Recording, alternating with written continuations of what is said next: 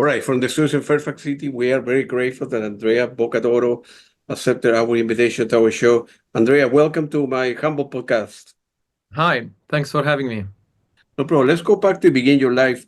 How did you start in music? I mean, were you born like in a musical family? Were you sent to musical school at the beginning, playing piano, guitar, all that sort of So I things? was about 12 years old. I wasn't born in a musical family. My parents, they studied mathematics and physics in university, and then they became sort of managers in companies. And so I wasn't brought up in a musical family, but when I was about 12, I really felt that I wanted to learn music. Actually, I wanted to learn drums initially, which my parents were not very happy about because, we lived in a flat in Rome and having a drum kit there would not have been very convenient for the neighbors. So I opted for guitar, and they bought me a guitar. I think it was for Christmas, and I was 12 years old. And I was listening, to rock bands, and I wanted to learn sort of rock guitar. So that's how I started. I took some lessons in private music schools in Rome.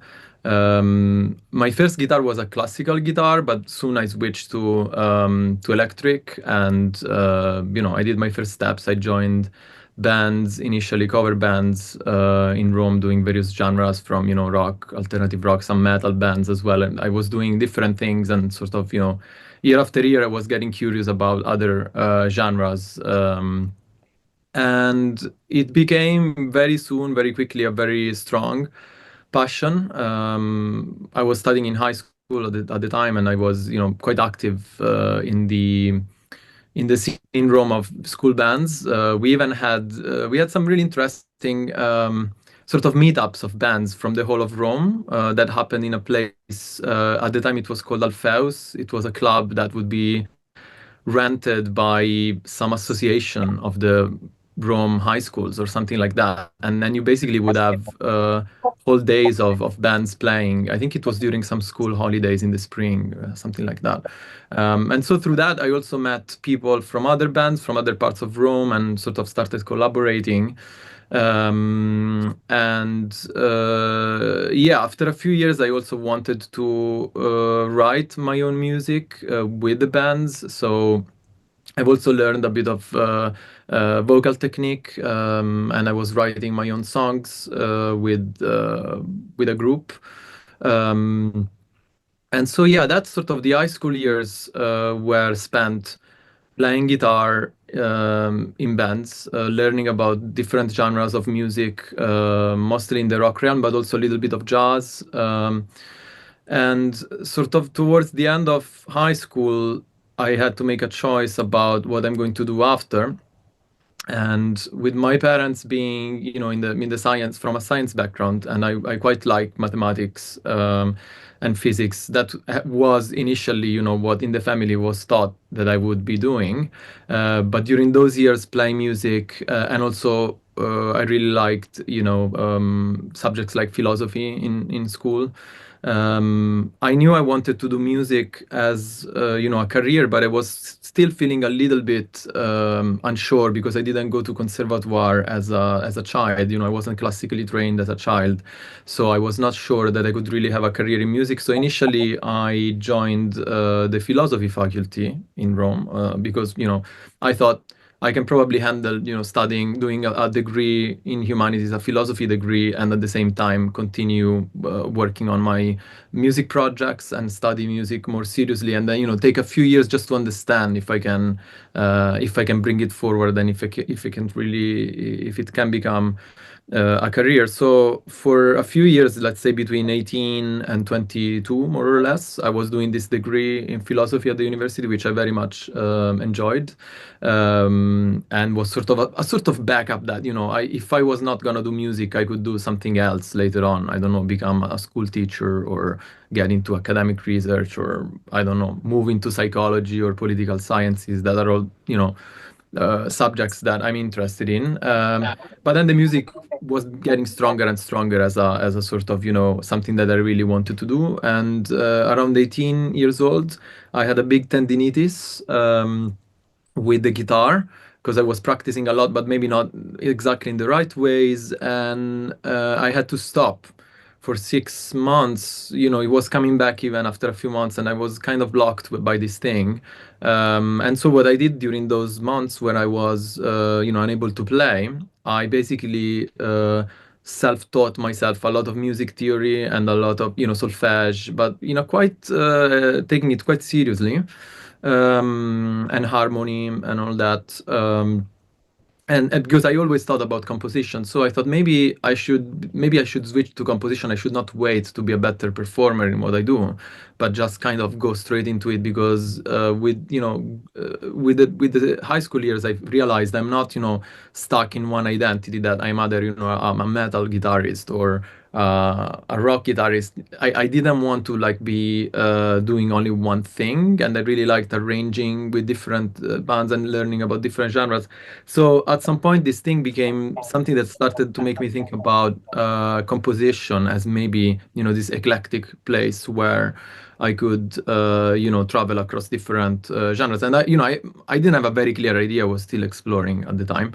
But so after this 6 months of self-teaching myself everything regarding music theory, I joined a composition course in Rome, and I met who has become probably my most important mentor, Ferdinando Nazzaro, who is now one of the main teachers in Santa Cecilia, the Rome Conservatoire. He's a classical composer, conductor, and pianist.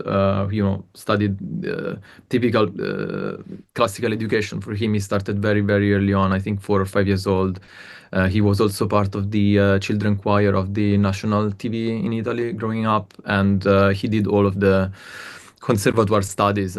By the age of 25, I think he was already, had diplomas in composition, conducting, and piano from the Santa Cecilia Conservatoire, which is, a really, one of the most important in Italy. So he noticed me, and I talked to him about this idea I had of, doing composition, and I wanted to also study classical composition, but I was a bit concerned that I would be a little bit late in my, not having been classically trained as a child. But he really encouraged me to do it because he thought that I had some potential. And so, during those 3, 4 years between 18 and 22, I was, finishing my degree in philosophy and studying privately with him. In Italy, there used to be a system of private exams for the Conservatoire diploma. And so I was studying for those, but finishing then there was a reform in the education system in Italy. So I could no longer do these exams as a private student that is not enrolled in the course. So after finishing philosophy, then I enrolled in composition in the conservatoire, where Ferdinando, my mentor, was teaching. And so I did a few more years with him, just focusing on even more on composition. And then I did, apart from all of the orchestration, counterpoint, analysis of classical music of different ages. There was also piano and organ as complementary subjects, choir which then was actually singing at concerts with the orchestra of the conservatoire. And at the same time, back then, at the same time, I also had a band which was playing, gigs in Italy and occasionally outside as well in the UK. And our singer had moved at that point. I was not singing. The singing bit was happening during the school years. I sort of not given up, but I really liked being a sort of supporting composer in the band that would do some arranging, would do some producing of strings, maybe in the studio when we recorded. My first string arrangement was for the band for a few of our songs. It's the first time I recorded strings in the studio was with them. It was called Kruk. We broke up. The band broke up, I think, in 2012, something like that. So a long time ago. But at the time, we were still active, and our singer moved to London, and that was around, I think, it must have been around 2011, around the time the transition started, and I was finishing the conservatoire studies in Italy, playing with the band, guitars and keyboards, and some backing vocals. and he moved to London. So we sort of go with him a little bit, and we play some gigs in London. We try to meet with labels, uh, and that is where I was at that time thinking, that I was not feeling happy anymore in the band's environment. I had learned classical composition through the conservatoire studies, and I was thinking about a way to sort of connect all of my experiences and my background also in philosophy, because in philosophy I had done, some modules, some subjects in aesthetics, history of music, history of art, history of cinema. It's quite eclectic, and there was some, study of dramaturgy in the process as well, and that basically got me more open to think about perhaps cinema could be a place where this background in the humanities combined with my musical training, which is also eclectic from bands and jazz music into classical composition. And I realized I don't like so much being a live performer, but I love being in the studio producing music that has a commercial purpose but includes classical instruments.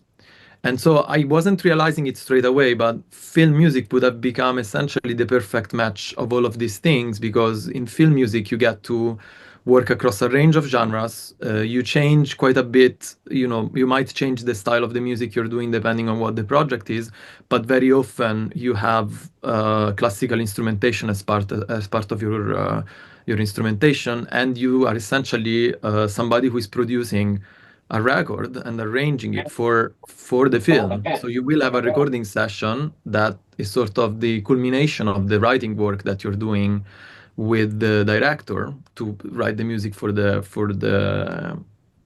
film. But then you move on. You don't have to sort of go on tour or try to find ways of showcasing this music to an audience, because the music is automatically showcased as part of the film when the film comes out. And so you can you basically at that point you might travel with the film to present the film to audiences at festivals or at premieres, but you might be already working on the next project. And I found the idea of doing that initially, because it obviously took then some time to move on to that, a fully active career path in that, which would have that kind of pace. But I love the idea of it, and I managed to get my first short film with a small recording session around that time when we sort of the band was moving to London, and we were hosted by an Italian friend, that a friend of the flatmate actually of the singer of the band, who was graduating from a filmmaking school, and he needed a score. We became friends at the time, and so he asked me to write the score he really liked the work we were doing with the band, and he knew I was also doing classical composition at the same time. So he asked me, Andrea, would you write the score for my short film, which I was very, very excited and very interested in doing. So I did that, and I loved the collaboration with the director, how you sort of develop the score through these conversations and ideas about the story and characters of the film. And so I sort of instantly fell in love with it, and I thought, that's it, that's the thing that I need to be doing. And I was already looking at maybe doing a master's in film scoring, so I applied at the Royal College of Music in London. I was accepted, and so that's what made me decide in 2013 to move to London and pursue this, ambition of becoming a film composer. That's where I sort of shifted from previous experience and studies and doing different things into sort of, the band at that point, we were not very happy with our situation. So sort of everyone quite naturally decided to take a different path. And for me, that path was, going to the Royal College of Music to do my master's, and sort of trying to make everything that I had done until that point converge into one effort, into one thing that I was trying to achieve. And that was now 12 years ago. Yeah, good for you, man. Good for you. And early in your career, in like 2 years later, in 2015, you won the Jerry Goldsmith Award for your composition "Song for Adele," which is the best score in free creation form. That's a big deal because you were still very young, a couple years on your belt, just fresh out of school, and then things start happening and opening for you, which is a big deal, when you are that young and you want Yeah, something like that that. award really helped me, and actually that composition I wrote it during the school, during the masters, and I recorded it with musicians from the Royal College of Music at the studio at the Royal College of Music, which the program was incredible. I really loved it.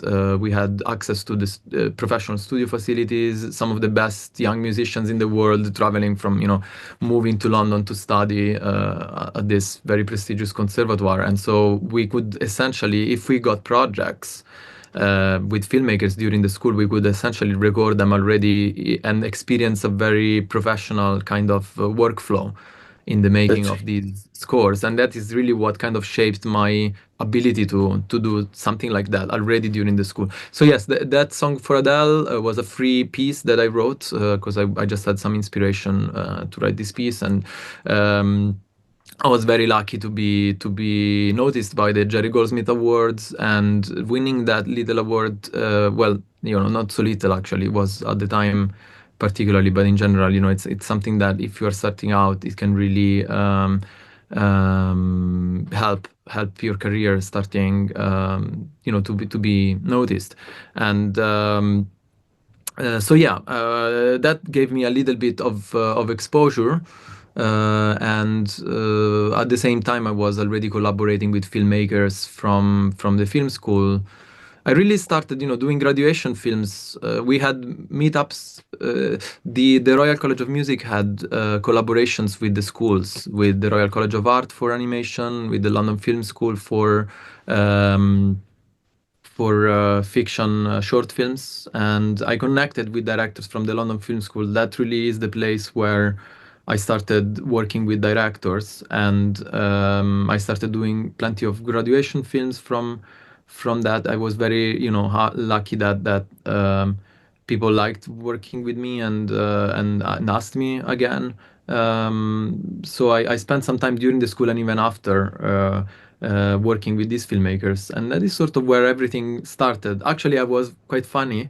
Yesterday night, I went out for dinner with one of these directors, Andrea Niada, who did his first feature film in 2023, called Home Education. And he's one of those directors that I met and started working with as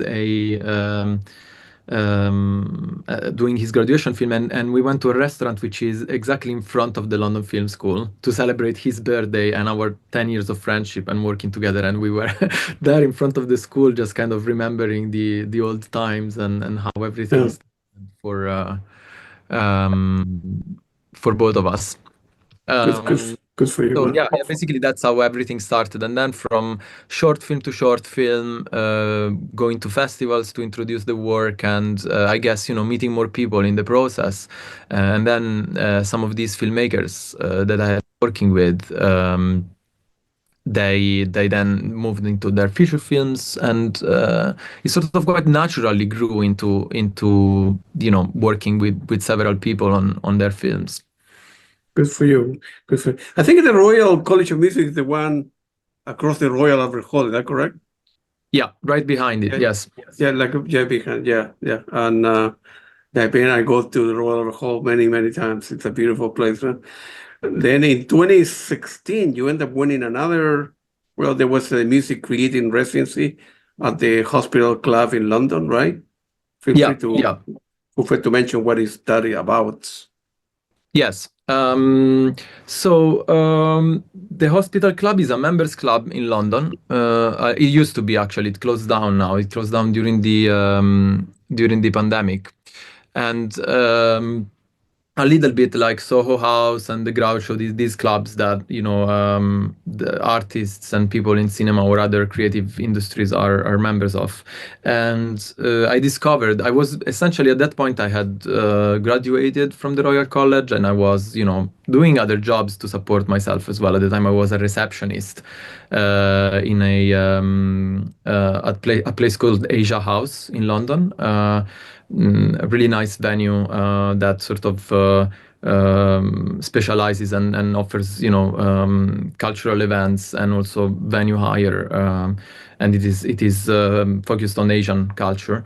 So that was sort of my day job, doing shifts as a receptionist whilst trying to build up a portfolio of work and trying to invest in the composing career. And so among other things that I was exploring is obviously any sort of sponsorship and any sort of award that could help me move forward. And I noticed that the Hospital Club had a thing called the Emerging Creatives program. And so I applied for it. Basically, it's a sort of mentorship and career development program, really generous and nice. It was really great to be selected by them. Essentially, in 2016 for a year, they used to give you membership of the club for a year, and one of the most amazing things is they offer to match you with a mentor in the industry that you could choose. And so one of the things I was looking for is to maybe get in touch with music agents. And we are here at Air-Edel today, and Air-Edel was really the dream agency that I wanted to be represented by in the future. At the time, I was dreaming of, I had this ambition of one day being represented by Air-Edel. Also, thanks to the popularity of composers like Dario Marianelli and Patrick Doyle. Dario Marianelli in particular was somebody who even before moving to London I was aware of. I was aware of his work and I really liked it. And obviously he's an Italian composer that during he was in his 20s, I think, when he moved to London and then had a career in the UK. So definitely he was somebody that I was looking at as a composer I loved, and I loved his music, and I was curious on how he started out his career in London. And so I asked the club if Maggie Rodford from Air-Edel would be interested maybe in mentoring me and advising me throughout this residency, and I was incredibly lucky that she accepted. I was really very, very excited and very, very happy to hear that news when I got the news. And so essentially throughout this 2016 into 2017, the year of residency, because I think it started sometime in March 2016, I think. For about a year, every few weeks, every couple of months, I would have a meeting with Maggie and be able to show my work and talk about my journey. Trying to begin a career in film composing. And so at the end of this year, there was a video game that was my first game called Astrologaster that Maggie helped me with in terms of having Air-Edel do the contract for the project. And so at the end of the residency, actually I wasn't expecting it at all, but they invited me to join the roster of the Air-Edel composers, and so that was another step further for me, and I was very, I was thrilled to join. And that was 2017 now, so 8 years ago. 8 years, yeah. And 2017 you were busy because you did Il Contagio, American Fango, Speaking in Tongues, and that mess. Busy year for you, man. How was financially at the time? You were still struggling, or because in your your field, your line of work, it's very difficult to make a living. Of course, everybody know the Jerry Goldsmith, the Ennio Morricone, the Hans Zimmer of this world. Those people do very well, but the rest is still struggling to pay the bills and so on. So even with 3 films, at the Yeah, time? so Or I this? should point Yeah. out that on American Fango I was actually just helping out. I think the composer who is, if I remember well, is Enrica Chandrone, who used to be my teacher at the Yeah. Royal College. So I was just, Yeah. I think, an assistant orchestrator or something. I helped Yeah. her with creating the score. There was a couple of projects with her. One I was helping, with the orchestration, and the other one I was helping at the recording session. But so those were not. Some of it was not my films. Got So it. Got it. Speaking in Tongues was my first feature by a director called Nathan Deming, who had studied at the London Film School and was doing his first film.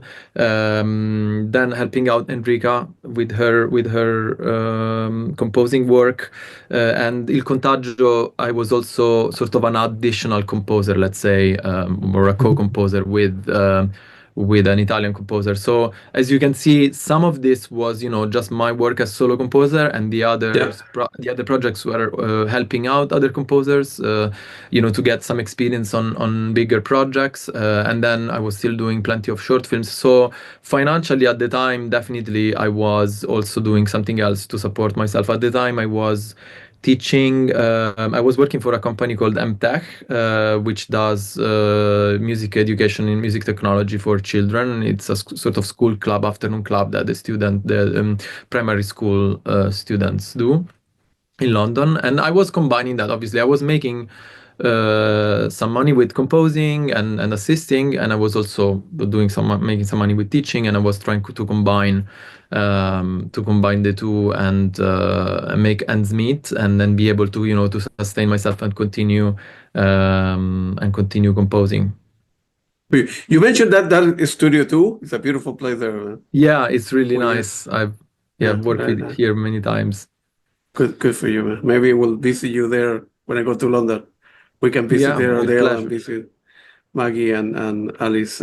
So in 2019, you end up receiving another award for the original music for Scaramouche at the 20th International Festival. So I imagine that at the time, well, 2019 was 6 years ago, things Yeah. were going much better for you, right? Because, right? Yeah, I mean, it was really, really, it was and it continues to be a very gradual process of working and creating, creative partnerships with directors that become long-term partnerships over the years. But I guess there is never like one really, or at least for me so far, there are a lot of stepping stones, and you feel like, oh yes, I'm moving Yeah. forward and I am busy now, and this is great. But I suppose for me, I never felt like a really big. There were maybe some events or some projects that were slightly more, feeling like a switch into maybe a higher gear. But it was always very gradual. So when you are in it, you don't realize how. For instance, you mentioned earlier the Song for Adele award in 2015. Yeah, looking back, it was really important. But maybe when I was in it, I was not noticing so much. I was just kind of trying to move forward with, every new Yeah. opportunity that would come forward. And the same was in 2019. But again, looking back, it was important. And in fact, I was at that festival. It was in Aubagne. It's called the Music and Cinema Festival. It's a great French film festival that focuses on the work of composers and directors as a duo. I think it's the maybe only one of the few festivals in the world that is really dedicated to the art of film composition. And I was there a couple of weeks ago, or yeah, late March, and it was my third time at the festival, and it all began with that award in 2019 with Arthur Mollard, who is a French director that I scored two films with him. The short film that was awarded in 2019, Scaramouche, and then we did another film called 37, L'Ombre et la Proie. I hope the French pronunciation is correct, which came out late last year in France. And so, yes, again, that award, the Cinesic prize for a short film, again, sort of, helped me consolidate and give me a bit more exposure. And obviously, the director Arthur was very happy that we got this, and it's the result of the work we did together that short film. And so again, even that at the festival, it created a bit of a relationship with the festival, where then later I had another short film a couple of years later by another director, and now I was back. I was back just for some meetings there, but I met people that I already knew from before. I thought I met up with them, and so it really builds very slowly and very gradually Yeah. into something that you constantly, you continue to work and you continue to produce music for the films, and you're very lucky, you feel very privileged to be asked again, and just loving this work, and trying to do your best. Moving on, but yes, that 2019 also was another stepping stone, which helped giving me a bit of presence in France as well, because I really love French cinema. I do speak a little bit of French. I had a partner that lived in Paris at the time. I mean, a little bit before that, but so I was exploring. I was going to Paris to visit her, and in the process, I learned French a little bit, and met with filmmakers there, and tried to, as a European in London, in the UK, I sort of tried always to keep my ties also with continental Europe, and so I would travel Sure. Yeah. and then go back to Rome, and visit Yeah. Paris as well, where I had connections and personal relationships, and so that kind of started a bit of a little stream of projects into the French industry, which was now a few years later I have done two features there, and a few short films. Good Yeah. for you. By the way, where did you learn English? You went to when you were in Italy, when you were a kid, you went to English school. You learned when you moved to London. You In speak French? Italy, yeah, thank you. Well, I've lived here 12 years now. I'm also a Yeah. dual British citizen. Yeah. And in Italy, you learn English in school as a second language that is Okay. mandatory throughout all of your school years. And then I guess it's when I moved in 2012. When I moved to London, that I sort of consolidated it. And now, 'cause also my wife is Polish, and I don't Yeah. speak Polish. She doesn't. She's learning a little bit of Italian now, but we always speak in English. So I essentially, our see. life Yeah. has been in English for now more than a decade for I me. see. I see. So I guess that helps keeping Like, it. keep it together. Yeah, of course. That's Yeah. good for you. In 2020, you scored the Canadian feature film Violation that was able to listen to the music in Spotify, I think, about camp, whatever it was. It's a very, very good music, man. Very good. Thank you. I appreciate it. Yeah, Dusty and Madeleine, very good friends of mine and directors whom I love working with. They are Canadian. Madeleine is also British Canadian, and again, I met Dusty first when because they direct together. I've done actually. They might be maybe one of my longest term collaborations, because I did the first short with Dusty, I think in 2015 or 2016. Then he developed, I did, I think, 6 or 7 films in total between him and Madeleine and them together, and of which 2 feature films. Violation was their debut feature film, which premiered at TIFF and then played Sundance. And I think it was one of my first features in the English language as well. I was speaking in tongues before I had, but Violation was after. And yeah, so that was the result of, again, a few years of collaborating with them on short films, and this was the first feature. And after that we continued working together. And actually now my latest project, Honey Bunch, is with them. It's the feature that was, it was at the Berlinale a couple of months ago, and this year hopefully we'll do more festivals, and we're hoping that it will be released also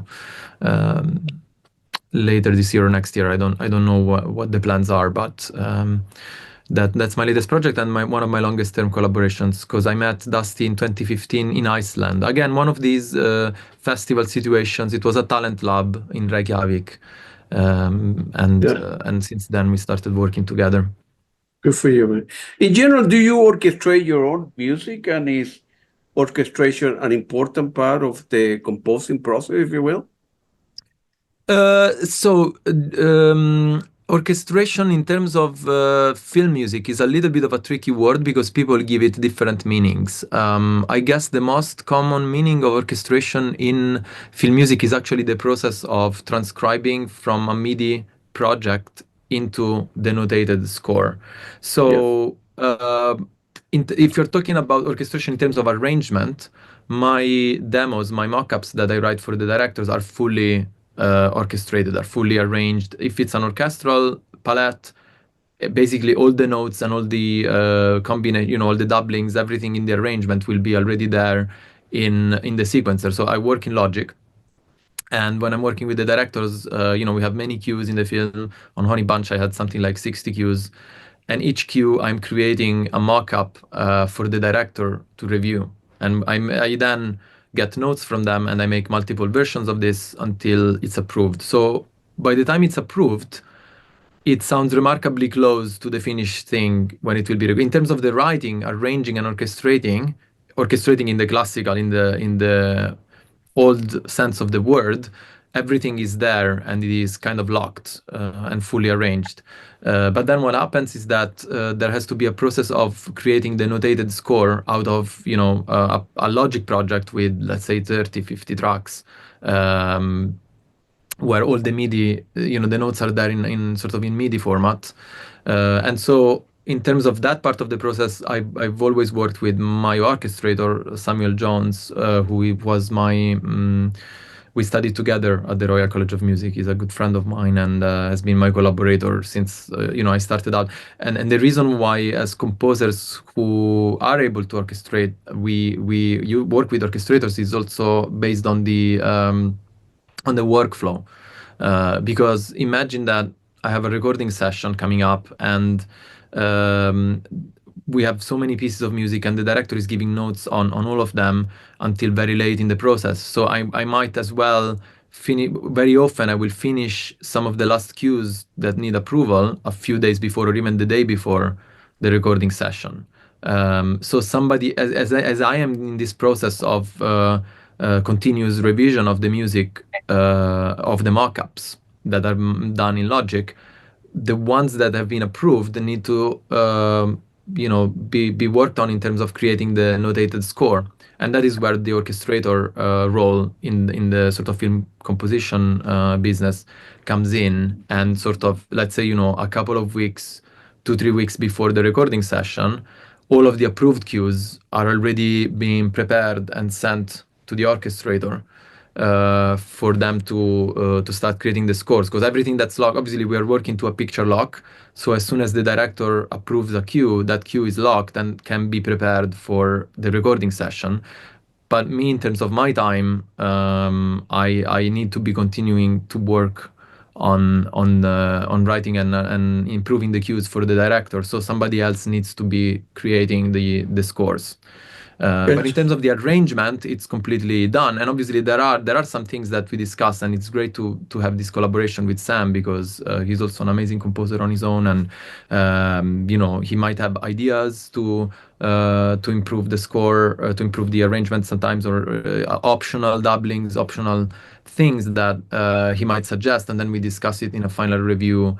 Right before finalizing the scores, which Sibelius is the software we use. So we essentially, the music needs to be moved from a Logic mockup into a Sibelius notated score, and there is a whole process. It's quite technical, and it implies obviously somebody who really knows orchestration and instrumentation to make the right choices, because well, you're a computer scientist, so probably you are familiar with all this, but imagine, for instance, that you have an instrument track where you have a string patch and you have played chords, right? Yeah. Those chords, when you have them in the orchestral score, they need to be broken down between 5 different sections of the string orchestra, right? So there decisions need to be taken about what is played by violin 1, violin 2, violas, cello, double bass. There are maybe divisi, there are maybe more than 5 parts in the chord, in the string chords, that I might have played just on the keyboard as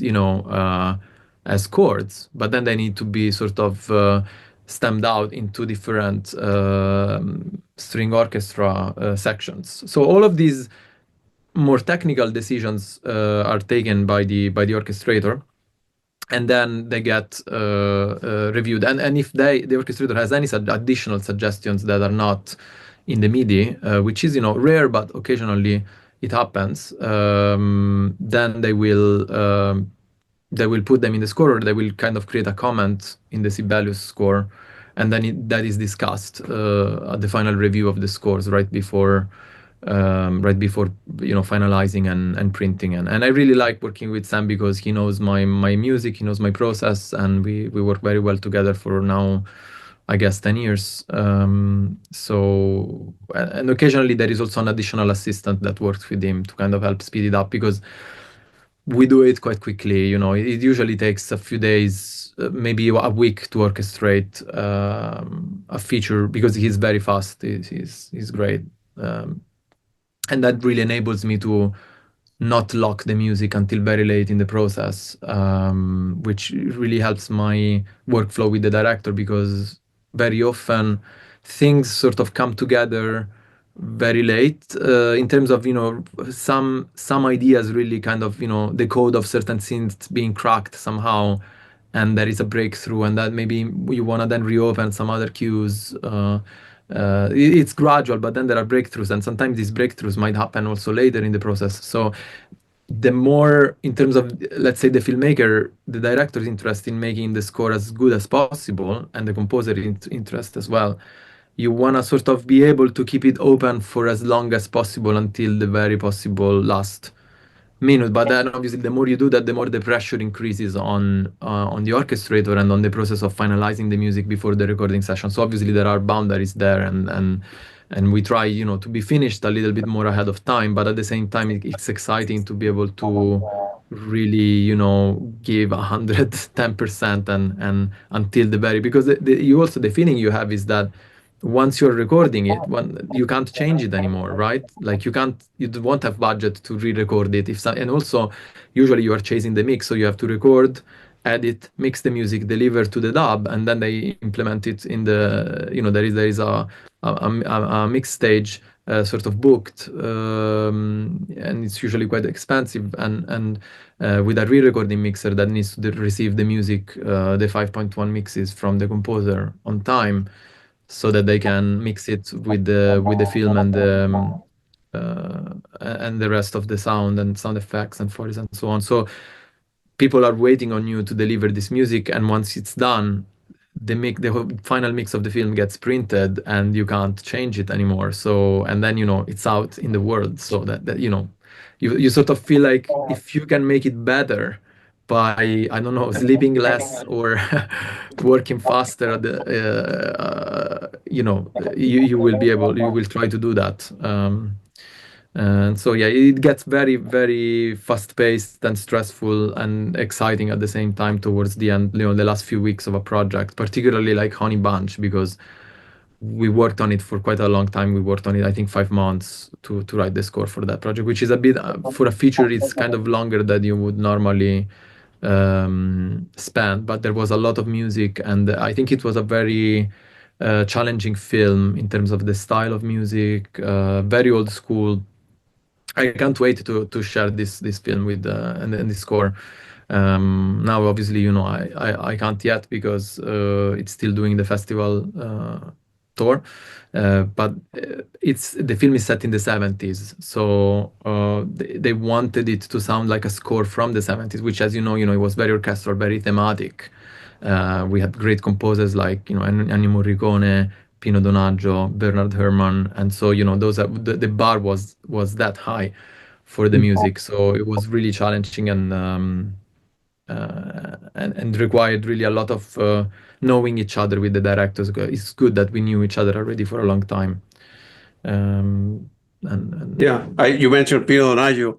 I had the opportunity to interview him some months ago. Like a year ago. He's another guy out of this world. He's Of course, fantastic. Yeah. He's an amazing guy. Very humble person too, and of course, Ennio Morricone, I never met him. But I think I'm in touch with his son Andrea, and but it's a lot of, it's a lot of great, and have interviewed several film composers for your country as well. It's a lot of great people as well, in Italy as well, and good for you. In general term, what happened when if they hire you to compose some music for a film X, whatever, and there is conflict between the director and the producer, people putting the money and so on so forth, and then you are stuck in the middle. How you manage the tension, because the director wants you to go in a certain direction, and the producer say no, I don't like what Andrea is doing. Let's go this way, and you're stuck in the middle, as if you have two bosses complaining at you or whatever it is. Yeah. How you manage that sort of thing? So I think I was quite lucky in that in the films I scored, the producers, they did give notes on the score Yeah. at various stages. Not on all films, on some of them. But they were not very, invasive with their notes. They were quite respectful and quite also intelligent with their notes. So I have not experienced, I don't think, a situation in which the producer wanted something completely different than what the director was asking for. And I also think that maybe because I have done more work perhaps in European cinema, maybe that's perhaps a feature of the kind of scene in which I have been working. But I guess, sometimes there was not complete alignment, and therefore I would discuss with the director about a certain, or if I don't agree, it's always based on collaboration and communication. So most of the time we were able, to do everything, and the notes from the producers were not nonsensical. They made sense. In some cases, we did not agree completely, and so maybe we would not, in some cases, implement all of them. But if that was the case, we would definitely talk to them about it and say, look, we agree with these notes, and here's a revision on this other piece of music. Actually, we think that this is the right direction. What do you think would be okay with you if we actually go that way? So it's a conversation and a collaboration, and then if there is any sort of difference of views, usually it's always possible to resolve or produce alternative versions and let them decide. But I think that the producers I've worked with were very intelligent and very respectful of the role of the director, so it was always possible to sort of liaise and make everyone happy. So I guess I was lucky in that I didn't have conflictual situations. But normally in featured film, I have done not I haven't worked much in the US yet, where I am aware the producer might be might have a slightly different role than on European and British films. But usually in the kind of films that I've worked on is very much the director composer collaboration, and then we have been working together, and the producers, they see it a little bit later in the process, and they have some notes but not a lot of notes, and we've been able to address them. So in that I got case, you. it has You worked. haven't encountered that problem yet.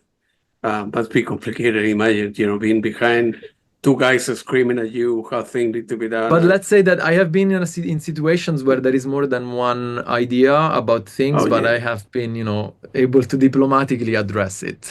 I let's got, I say. got it, I got it. And then when a particular director. So here is a question. It's difficult for me to understand how a director in general, any name, right, Mhm. can really know. Well, if the film is about science fiction or horror, they want to use that type of music, obviously, right? It isn't a Mm. comedy, it's obvious. But how a director can know exactly the type of music they want for the film? How can they imagine at the scene level, right? A thriller, what type of music they really want? It's hard for me to understand this. And I don't know. For me, I don't have the brain to understand that sort of thing. I think most of the time they will know when something feels right and it sort of unlocks the story, like it delivers on what they are hoping that the film will be. So that they will have done, research on music. Some directors that I work with are extremely knowledgeable about film music as well, or classical music, and they create, playlists, and they create reference lists. They might also do some, you're aware probably that the temp scoring, editing the film also sometimes, not all the times, but a temp score might be cut that kind of gives an idea of what they might be looking for. But other than that, which is a whole separate subject, I think that they will know to a certain extent based on what's been previously done, but at the same time, they want something that is completely unique for their film, and so that it doesn't exist yet. And you are tasked, you are assigned to this challenge of essentially taking into account everything that is their taste, and but most importantly, the story that they are telling, the characters that they are creating, the tone of the film that they want to shape, for the film to be this particular thing that the vision, right, the vision of the director, and your job is to connect with that vision and then deliver something that they might not entirely expect, but that will convince them and will move them, and will sort of change the film actually in a way. So it's a very delicate role, but over the years, more and more, I am always impressed by the directors, the film directors' ability to lead the whole project, including music, and be able, even if they're not musical, to give you notes about the feelings that they're looking for and the story that it's the composer's job then to translate all of that direction into creating something for the film. Um, Understand. I have interviewed obviously a lot of musicians that they don't listen to other people's music because they think they might be influenced by, yeah. the stuff they listened last week or last night, were driving in the car, they went to a concert. In your case, a film composer, do you listen to other film composers as well? Or you may Yeah. think they might influence you when you're working, Yeah. in a new film? So I think it depends on what stages of a project I'm in, what kind of situation I'm finding myself in. I have to say that generally speaking, over the years, it's happening to me as well that I am listening maybe less to other people's music, because I am starting to feel like I have my own dimension in which I exist, and the music that I imagine and I create is becoming more and more my own unique thing, hopefully. And so I guess that you start to live a little bit more in that individual unique space. Obviously, I still listen to other people's music for research and for pleasure, but I guess then when working on a project, and even if there is temp music, the temp music needs to be sort of put on the side and forgotten, and really focus on doing your thing. Yeah, definitely, I can relate to that. Obviously, as hired composers that have to do a job for a director, for a production company, you have to take into account every direction that they give you, and that direction might include also referencing examples of styles of music and things, but you don't necessarily have to go with that. You can propose your thing, and that might even unlock a direction that the client hadn't thought about. So again, it's a very diplomatic kind of job where you have to listen, and you have to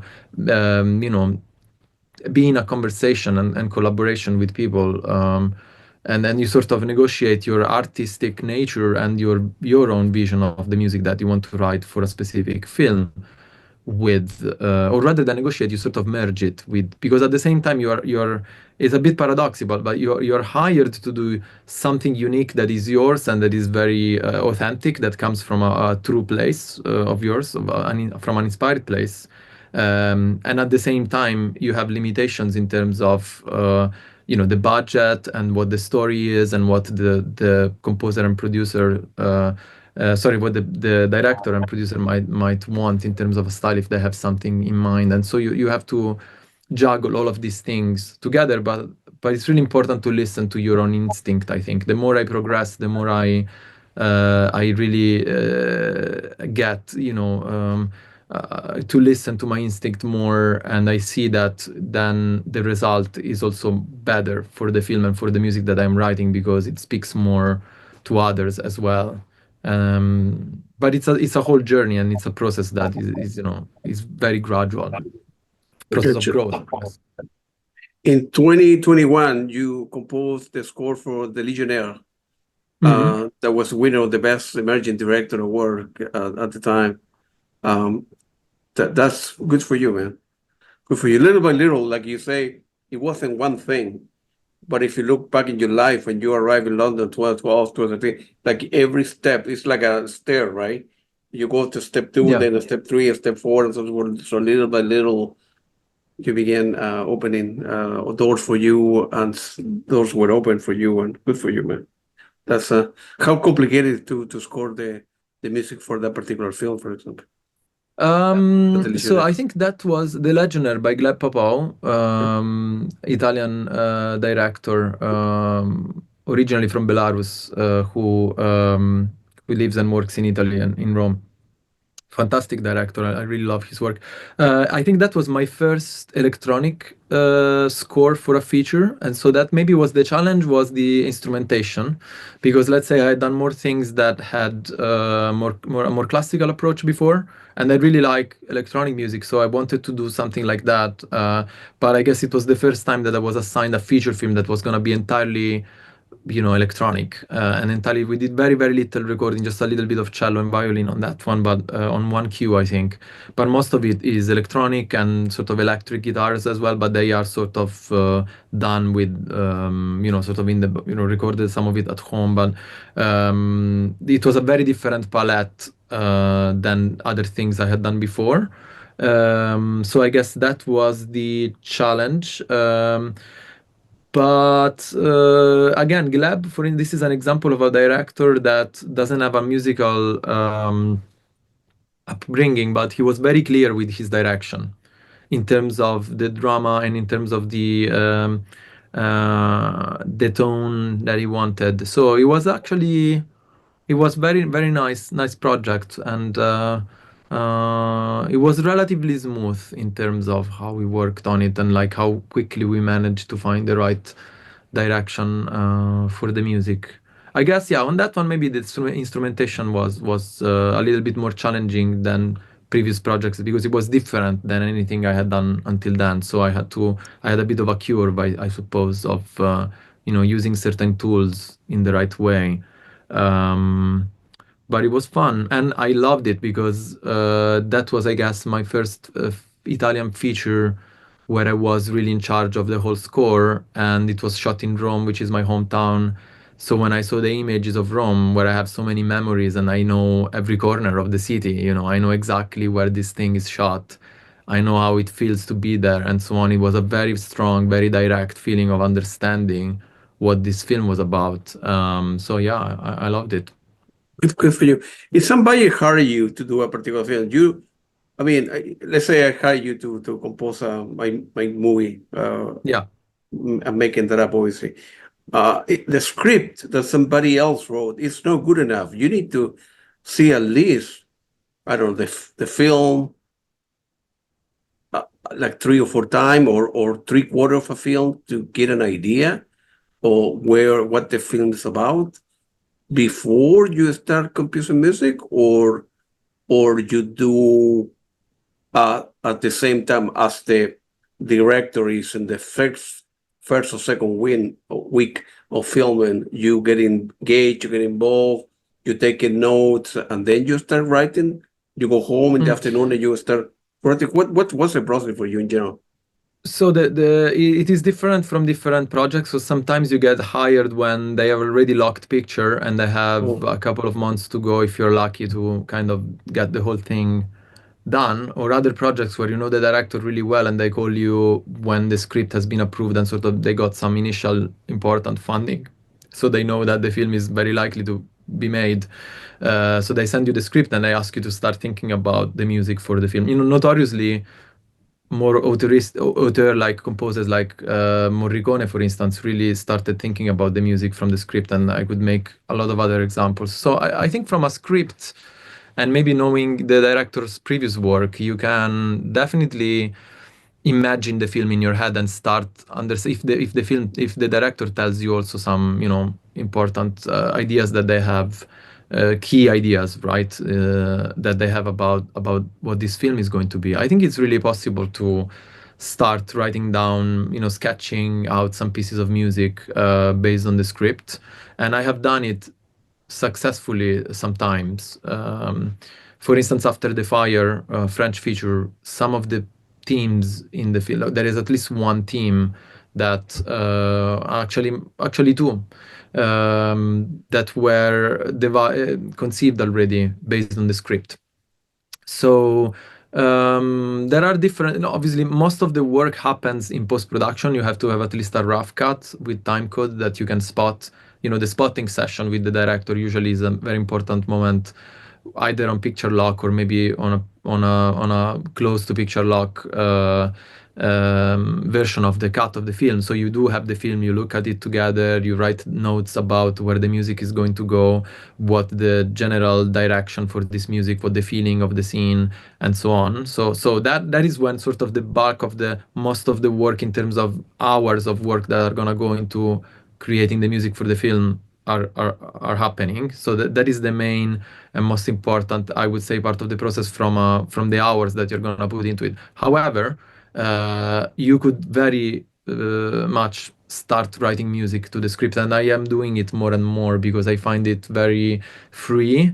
You're not under the constraints of post-production yet. You have time to try out ideas, to talk to the director about things, and to also imagine the film in your head, which you will not be able to do later because the film will be Sure. a specific look and a specific edit and a specific performance from the actors. So as a sort of exercise of coming up with ideas, I think it's really helpful to start on the script. And there are different philosophies on this. So it's always something to be discussed with the director.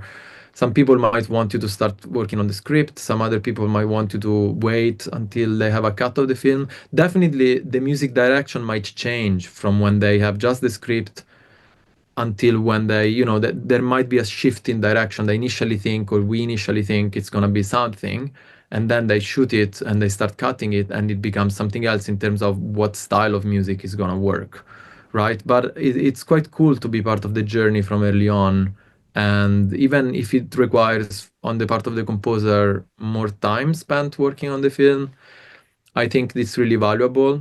And it does also give you the opportunity, if there is anything in the film that is like music on screen, as they call it, diegetic. Let's say that there is you might be able to even write some of that music that, for instance, Morricone, I think Once Upon a Time, very often he does have that with Sergio Leone, but Once Upon a Time in America, there are pieces of music that are, the jazz band in the club, or, the pipes, the thing with the pipes, and there are elements of music that are on screen and that were written. Definitely they had to be written before the film was shot, but then they also are incorporated in the musical commentary, right? And so you have opportunities to create this beautiful interaction between musical elements on the screen and that are part of the story, as they call them, diegetic, and your score, extra diegetic, because you might have the same theme and that it travels across different narrative levels, as they call them. Good for you. Are you mind that you're working more than one project at a time, right? You have two or three, I don't know how many you have at the same time you're working.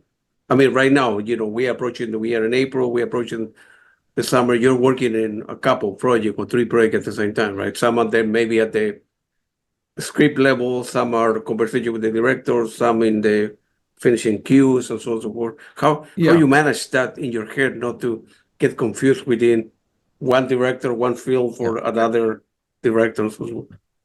Yeah, I think it's fine as long as you can have more than one project going at the same time. Ideally, they Yeah. wouldn't have the same schedule, because I think when they are closing when you have to deliver, if the delivery date is very close, that is very difficult, unless you are working with, co-writers or assistants. But if you're working solo or mostly solo, I think you have to make sure that ideally there are the deadlines, the delivery of the final music is not happening at the same time. But in terms of, you might have something that's in pre-production, and you maybe have to do a little bit of work on the script, let's say, as I said before, like thinking about ideas and maybe sending some template themes to the director, whilst you're moving in post-production, you're moving towards a recording session with another project. That's fine, and it can be done.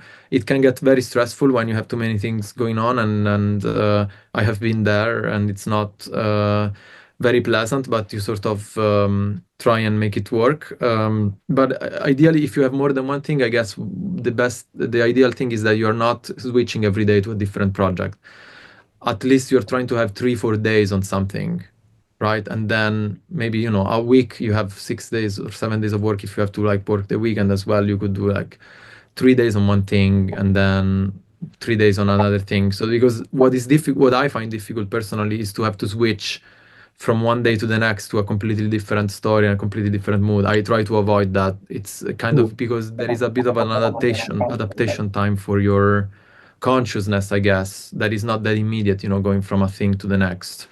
If you have to do it, you do it, but I try to avoid that. So or having maybe a couple of weeks on something and then a couple of weeks on something else, if I am able, if I am not under a hard deadline that's coming up. But I guess talking to other composers, it's very common to have more than one thing going on. And then the scary thing usually is if the final mix of something, the final delivery is happening around the same time. Usually that's really a red flag, and I don't think I've ever done that, and I would try definitely to avoid that, because there is a time, the last month on a big project, really you have to dedicate yourself completely to that. There is no way around it, I don't think. Yeah, also because a lot of things come together, and you really have to be entirely available at that point and work, however long and hard is needed to deliver. Film for music in general, well, for you and for me, are very important, right? But the budget of music are decreasing. I don't know if anybody in any country, right, go to see movies, they I think maybe, I don't know, 5% or 10% at the most put attention to the particular music from the film, right? And then from there, fewer people, end up buying the CD or the vinyl for a film. So I understand how the producer will say, well, we have, I don't know, $10 million for this particular movie. And then, but the budget for music, maybe it will be, I don't know, 100,000 or whatever that is, right? So it's shrinking and shrinking and shrinking, right? And now with AI, where you can create music out of nowhere, which is not completely true, but they may have thousands of samples or real music, and they go to a process where they can create, music, AI music, or AI type of music for a particular film. So why they will hire Andrea to do that if I can do that for, I don't know, less money that I would pay you or whatever? What's your take on that? Yeah, so I think there are two questions there. One is about shrinking budgets for music, and the other is about the impact of AI. So about the budgets, I have to say that I am already in the generation where supposedly, from what we hear, from older colleagues, the budgets have been shrinking, and what we hear from agents and so on. At the same time, technology has improved, and it enables you to do more without live recording, which obviously is a double-edged sword, because it means also that musicians potentially lose out on employment in live recording sessions. So I would say that, one thing that hopefully I am seeing is that the budgets of my projects are slightly increasing over the years as the projects get bigger. One more thing is that when you work with somebody long term and you have done more than a project together, you are able to also, that they get to appreciate your work and what you do, and they get to value it. So in terms of your collaborations with the directors, I think it's possible. And in some cases, they're also producers. It's possible to be more open and say, if this is the budget, this is what we are able to do. Let's say, we are able to record, but only a small ensemble, and so everything else needs to be done with samples. Are you okay with that? Would you not rather have everything live recorded? But obviously, it's gonna cost more money. Um, so I think that we have to be flexible as much as possible and navigate the world that we are in and the market that we are in. But on an individual level, I think it's important to try and strive to make people appreciate the value of music in film. And I feel that a lot of the people that I work with, they do really appreciate it, and over projects they have been able to increase, what is dedicated to music. But it's obviously, independent film, feature film particularly, when where I do a lot of my work, it's a very tough environment. I mean, only recently we heard about, even recently, from Oscar winning directors, the director of The Brutalist, Brady Corbett, and the director of Anora. They were talking about the struggles of making ends meet as directors of really, important award-winning feature films, Oscar-winning feature films. So in that, unfortunately, we are not alone as composers, but it's a struggle, and it's definitely something that I guess everyone is working to try and, showcase the value of music, at the same time being flexible with the technology that we have today. Just to make an example, on 37, the French film that I did with Sony that came out last year, directed by Arthur Mollard, the director of Scaramouche, the other short film you mentioned before. We didn't have a budget for recording, so I did everything with sample libraries, and I think it sounds pretty good. If you hear it and you look at that project, I had limitations on even what I could write that would sound good on the library, so I had to be very strategic. And knowing that I'm using sample libraries, maybe I'm gonna write the score in a certain way, then not in another way. So definitely it has an impact. But in this case, we had to make it work, and we did. And I think for what we had at our for what was the budget, what we could afford, I think it came out well. So I guess you try to work with in a realistic way with what the means that you're given, and also you try to negotiate better conditions as much as possible for you and your collaborators, and you try over time to make people understand the value of what we do. So it's an ongoing thing, I suppose. And then regarding AI, to be honest with you, I mean, it's really difficult to see where it's gonna go and predict. In my opinion, also some of my students, because I also teach at the Guildhall School of Music and Drama. I teach film composition there once a week, and I had, obviously students doing research and having concerns about it and asking me what I think. And it's really difficult to know where it's going to go. But I think currently there is a very big legal issue with it, where it doesn't feel like at the moment it's very safe, and you can guarantee that there is no copyright infringement in the process of, and it's not even clear who is the author of the piece. So as far as I see, but it might change very quickly. They might settle somehow with governments for regulating how this is all working. But in the environment where I am, the film directors, I am not hearing people that want to switch to doing music with AI. Got it. I didn't experience that, and I feel that it would be a huge risk, because you could get sued, for instance, if the music that you're putting in your film, and also somebody needs to be the author of that. There needs to be a legal person who declares they're the author. At the same time, I'm hearing that even societies like the performance rights organizations like PRS, and in Italy CIAE, and production companies are requiring of composers that they declare that their work is not done with AI. So it's very difficult. Obviously, there are risks with this. It might kind of take part of the market away from composers. It can be a good tool for research, in terms of, I have used ChatGPT for research on a number of things, not to create music or anything like that, nothing creative. So, I'm not against AI or anything like that.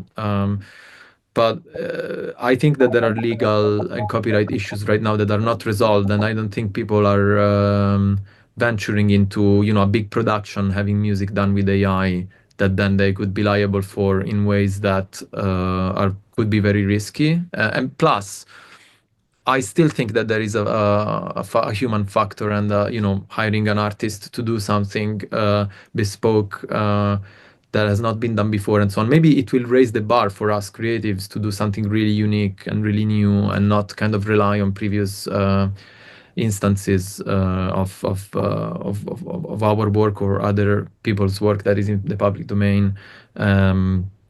I think it will really maybe push also creativity further. So I don't really have an answer for that. I am obviously exploring the subject with people and talking about it, but there isn't a clear prediction of what is gonna happen with it.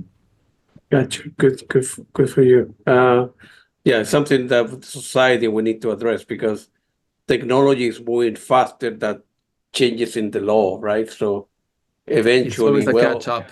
Yeah. eventually law need to say, well, Johnny, Peter, and Mary wrote 40% of the track that you used to compose something different via AI. So then Johnny, Peter, Mary need to be paid accordingly in terms of rights, and yeah, it's going to be Yeah, it's a licensing thing. Let's say it's a that licensing, something right? that So yeah. I mean, it's complicated, but yeah, it's yeah, being currently discussed by regulators and AI companies, and we'll see where it goes. yeah. And the other film that you mentioned before, obviously, Honey Bunch.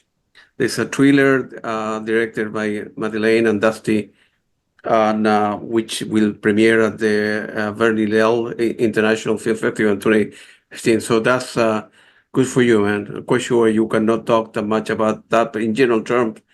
And when do you think that particular? So that they need to, a company Air-Edel need to wait until they go all the film festival before they can create at least a CD or vinyl or the digital film score Yeah. or So release it, the right? film has already premiered at the Berlinale, which was in February. So maybe that is Oh, I I see. think some of my bios are a bit Yeah, yeah, slightly old, like a couple of yeah. months old online. That's okay. So My there fault. was a premiere in February in Berlin. Yeah. But the film has not been released yet in cinemas or on VOD platforms and so on, and it will probably continue. I don't know exactly what other film festivals are going to happen, if any, but there is still an amount of time probably until the film is released to the public. And usually what happens is that the score, the soundtrack album gets released. I have done it on the day of the film release, if it's a worldwide release. Sometimes it could be a specific territory. Let's say that it's released in Italy, but not in other territories. You might release the music just for the Italian territory and wait for the others, or you might go ahead straight away. But at least you wait that the film is released in at least one country to release the score. Usually there are also agreements about that in contracts that you sign with production companies. So in the case of Honey Bunch, the music will be available once the film is released to the public. Hopefully, I mean, we haven't yet made specific plans, but I would love to do that. And in terms of us being able, we should be able to do it and discuss it with the production company. So I'm hoping that will be the case. So at some point in the future, I don't know yet when. They need to find a distributor first of all, right? For the movie to be shown in a particular country, right? Or in countries, Yes. right? So before Yes. a company like Air-Edel can say, "Hey, the music was done a year ago. It's Yeah. doing the round festival. Now we can put it out legally, part of the contract now that the movie is out, showing in some countries or some cities or so forth." And what are you currently working nowadays? Are you working something else that you could talk about? Or Yeah, so I am working with a Lithuanian director called Saulius Baradinskas, yeah, who was nominated for the European Film Awards with a short film called Technomama, which is a wonderful project that I saw in Venice when I met him. We were both together at a festival in Venice, and at the Venice Film Festival, and we both had projects there. So we met a few years ago, and recently he's invited me to work on his current films. So I'm doing a couple yeah, of shorts with him. yeah, And one of them is part of a feature film project that just got funding from the Lithuanian Film Center. It's called Concrete Music. I heard that it's going to be, so it's a musical and dance film. It's a coming of age film with musical elements, so with song and also dance as part of the concept of the film. And I heard it will be the first musical in Lithuania for the last 50 years.